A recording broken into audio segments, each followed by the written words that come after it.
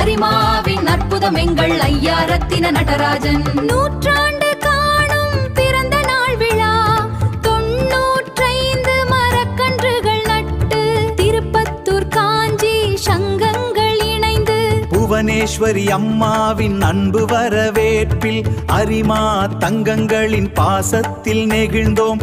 ஐயாவின் புன்னகை என்றும் மறவோம், ஐயாவின் புன்னகை என்றும் மறவோம்.